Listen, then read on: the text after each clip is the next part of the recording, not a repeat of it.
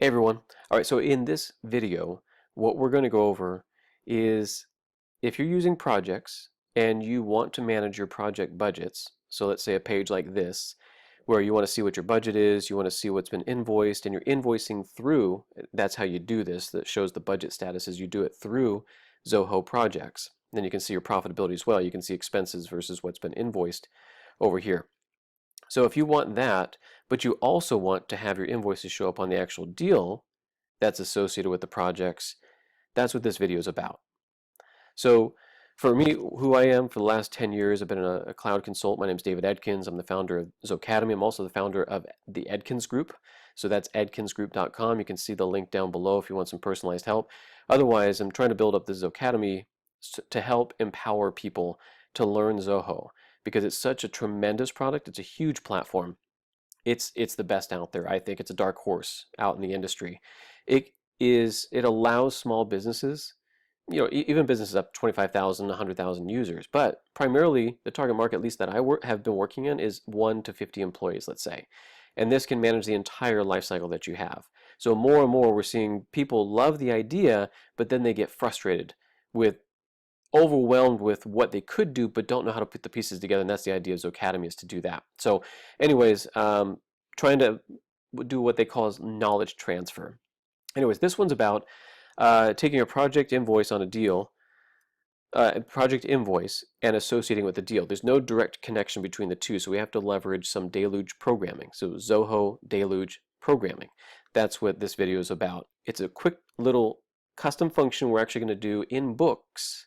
If you're using Zoho Books, that is kind of the connector between the two to update that, and that's what we're going to show you in this video.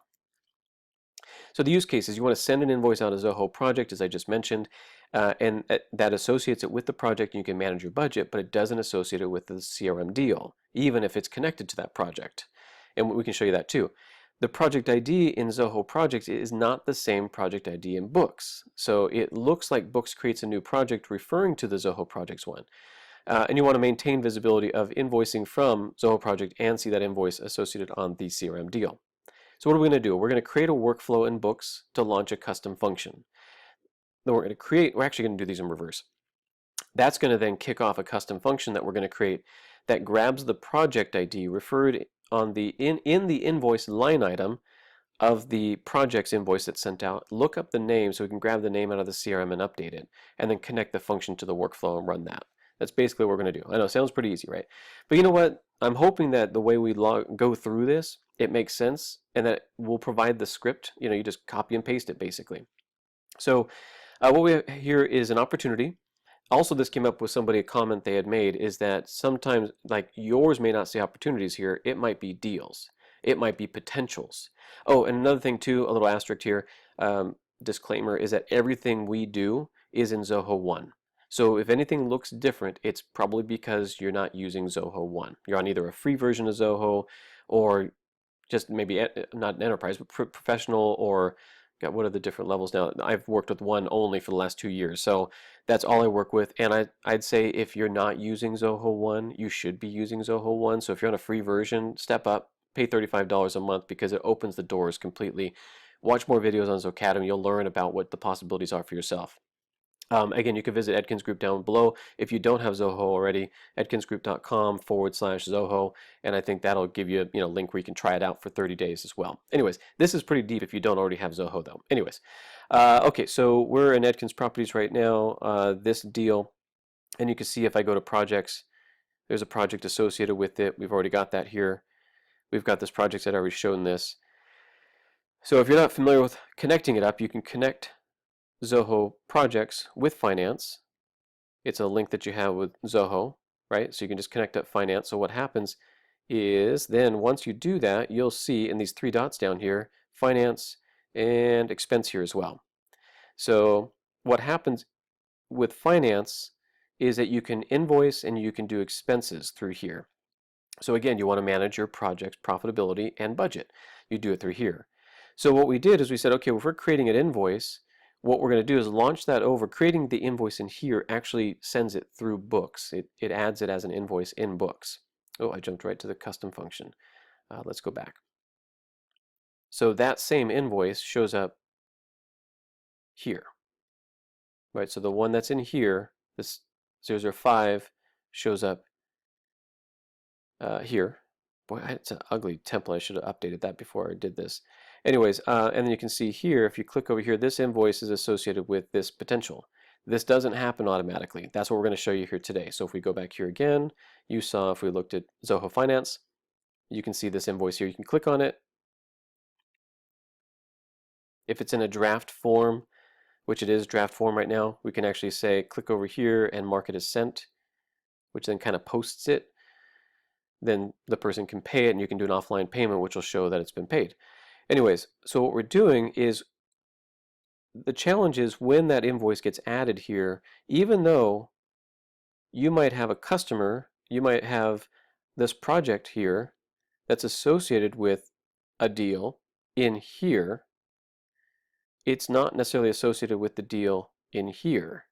So the project name, and you can't even access it. So what we're going to do is take the invoice when it's received or when it's created in Books, is we're going to go into it next, the deluge code, then taking that out and doing some logic to it to say, okay, let's go find the project ID or the project that's in, the deal that's in the CRM. So we can associate it, take that and use a field called zcrm underscore potential underscore ID and tie that into that particular invoice. So we'll jump into that right now. Okay, so settings, and it's already been created, so we'll just walk through it. Instead of taking the time to walk you through it here, we'll just kind of walk through it verbally. Anyways, here's the workflow that's going to be created. Typically, I'll start with the custom function and then go back and start and then do the workflow rule that associates it. I'll show you both, so don't worry. Okay, custom function. There's only one here right now. We've named it associate invoice to potential, and here's the code. So it's not a lot of code here, and we'll go through the logic of it. But what's nice here I want to show you is if you're adding a custom function within Books, which maybe some of you didn't know you could do, is that if you click on this, it'll actually give you information related to the last invoice, most recent invoice that's been created. Which is nice because it gives you all the fields that are in what's called the payload. So if you're feeding in an invoice, like this is what it's based on, is an invoice being created, then you can see what information you can pull from that invoice. Okay, but I'll take a step back because I realize I just jumped in here and you're not going to be able to jump right into one. You're going to have to create one, which means you create it to get to this point, then you just copy and paste the code, put it in here, and you're good to go. But let's go ahead and take a step back. Automation, we've got workflow rules, we've got to go down here to custom functions. If I click custom function, you're just going to put in the function name, click on what module is associated with, that means like what thing in Books. So I just chose invoice. And by choosing invoice, what that does is then shows me, if I go, there's no back here, is there a canceled in here or something? No, I'll just go back. Go into custom functions, go into this again. Because I've chose invoice, it automatically puts map invoice here. If I had chose expense, it would say map expense here, and it would give me information about the expense. But it also shows you the organization and the user that's doing this. So normally when you start out doing this, it'll provide these three. See how it says this is a sample function, uncomment to execute or make changes to this function? Then these three automatically show there for you. You don't have to type that out, which is really great because it gives you an idea of what the structure of it is. So all we do is kind of piggyback that. And I looked here to see, all right, what is coming in when the invoice is created from a project? And if you look at the API documentation, so I think it's projects, no it's not, it's Books. It would basically show, if you look at Books API, it's going to show this little nugget in here. In line items, this is where the association is with the project ID. It's kind of weird because you'd think it'd almost be at the highest level of the invoice as opposed to buried within a line item. So each line item itself is associated with the project ID. I mean, I get the idea because if you look in Books, you actually see the tasks that are associated with it because every individual task has a project ID associated with it. Anyways, so like in the case that I had with this customer I was working with, they had a construction type company. They have labor and materials. And what they want to do is create an invoice in there so they could send an invoice for materials, but then they can also manage their hourly. So what we did is we had them creating an invoice for the materials quickly, and we can kind of go through that real quick. And then they can also allocate or book their time against different tasks that they're working on, and then roll that up into the expense for what they're doing so they can maintain a budget on each project. So what we did is I said, okay, it's in line items. And if you're not familiar with Deluge and how this works, look at the other videos about Deluge, or even go to zohacademy.com, and look at what courses we have there, and there's a mini course there for Deluge. There's maybe a link down in the description as well to take you right there. Okay, so project ID is in line items. So line item ID, all that. So okay, let's do this. Let's name something a variable, line items, and we're going to use the same thing, invoice.get. So we're going to invoice get the line items. Okay, so if I get, let me scroll down here again. Okay, line items. This is what's called an array. So it's in an array where you could have more than one line item, right? On an invoice, it's not just one. You might have 2, you might have 10 different line items, especially if you're, mixing material and you have hours as well, kind of all in there, is that you could have multiple line items. So what it's saying is go through the line items. That's what this get line items is. And then what we're doing is we're breaking out a for each loop. So it's saying for each li, which is like another variable for each of the line items, each li, get the project ID. So again, if I go here, so for each line item, and I think this one just has one, is grab or get the project ID. And make sure if it's all lowercase, you make sure you do lowercase, otherwise it's not going to find it. Okay, so then these infos, if you're not familiar with it, what that does is it gives me information when I run this that it's going to give me, okay, it worked, and here's what the information is for that project ID. Okay, so the next thing is the project. We're going to say, okay, let's get the project in books because it's different ID, right? It's that ID, not the ID of the actual project itself. So books, we're going to get the record based on projects, the organization ID, and the project ID. So the project ID is the variable that we used when we got the line item project ID, right? So then we say, let's get that by the ID in the module called projects using the organization ID that's up here. You need that, and then the project ID, the results of this. So even if it rolls through like 10 or so, it's likely you're just going to have the same project ID on all those line items. It's just going to grab the last one, basically, that goes through that list. So then you got the project. Now we're going to say here's another variable, the project name. That's the project. We're now saying let's get out of the results of this, kind of like this says project and project name, is there's kind of a structure like this where there's a sub list, but it's kind of not. It's just the results is in a thing called project.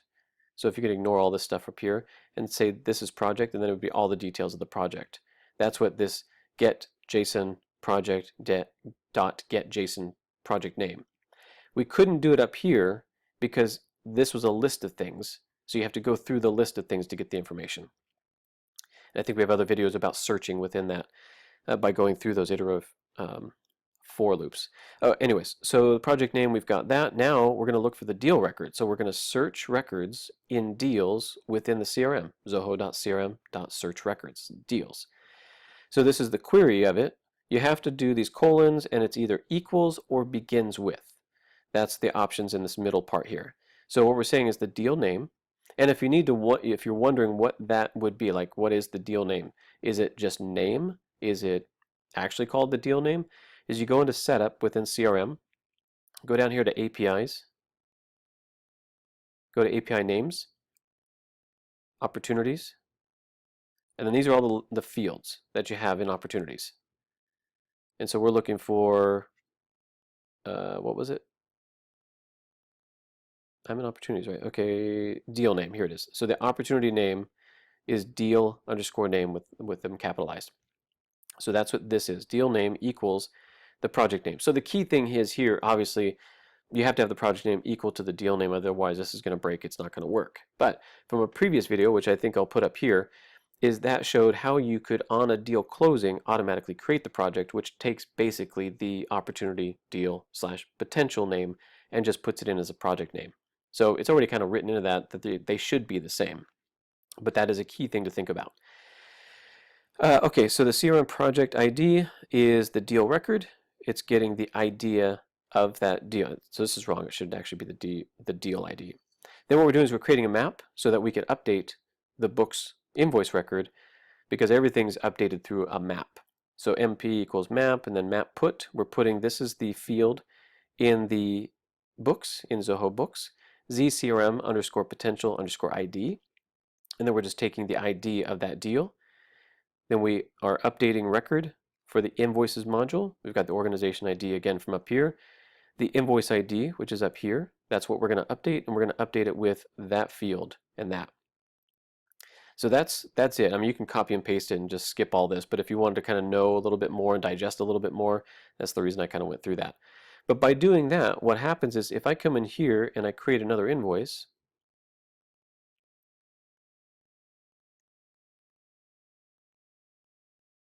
and I say, here's the second deal, here's the second invoice, for those people that are bugged when things are not right, go with that.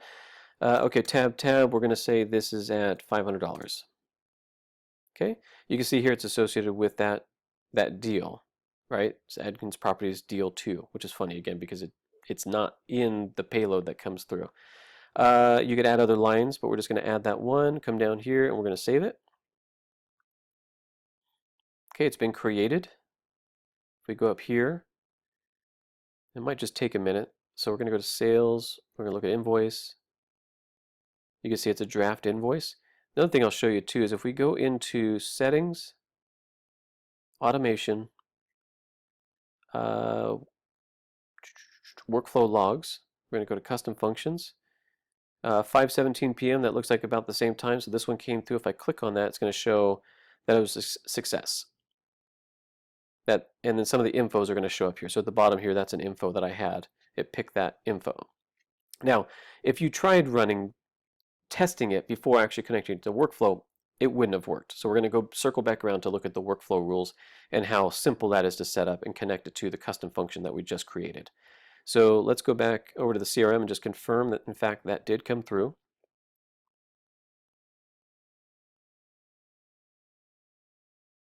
Zoho Finance, and there's the two invoices. So the $500 one that we just did. If we didn't have that custom function in there, that would not have happened. It would not have shown up.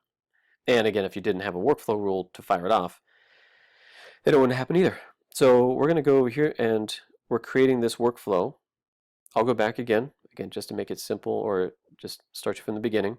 You're going to name the workflow. You're going to pick a module. So I'll just test invoice. Next, event-based. So this is going to be based on when it's created. You can see the other options here. The other option is date-based.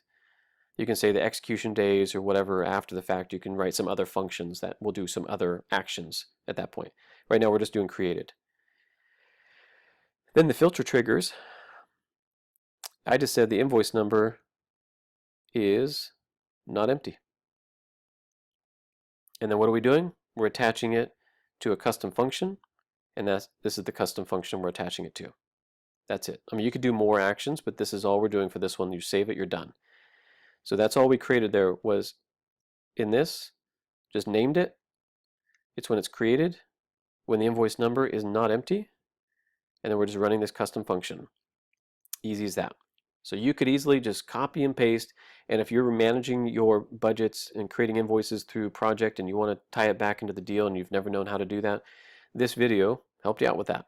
Let me think if there's anything else. I don't think there is anything else. The other thing I would just say is, again, we have these free ones. These are going to go deep, but then we have some other videos in Zoho Academy. We're still building kind of the repository, inventory. I'm not sure how to say that. But please click to subscribe to the bell modification, or notification, and then please add comments like it was a good video or the video is shit. I mean, the video is not good. Or like, hey, can you do a video on this? That would be cool. I like that engagement, man. I'd like to really just engage with more people. My goal, man, I know I can't do it myself, but I'd love to reach 1 million people and help them become more empowered in using Zoho, because it's hugely, is that a word? A powerful tool to have for a small business. You can start small and you can grow from that. But any of these little automations that you can do that can help you, I think is going to benefit you. So continue watching the videos. And again, if you want some personalized assistance, personalized help, you can always go to the edkinsgroup.com down below, the link that I have there. You can book some time. And then we're very budget conscious. We know, a lot of people don't have a lot of money, or, some businesses have more money to spend. I mean, whatever you want to do. But we work primarily with and only with small businesses, so we totally understand. Want to make it easy to work with us. Feel free to reach out. Anyways, I'll go back to this and go on to another video. Again, please like, subscribe, add a comment, and best of luck to you. Let's keep learning, keep getting better, right?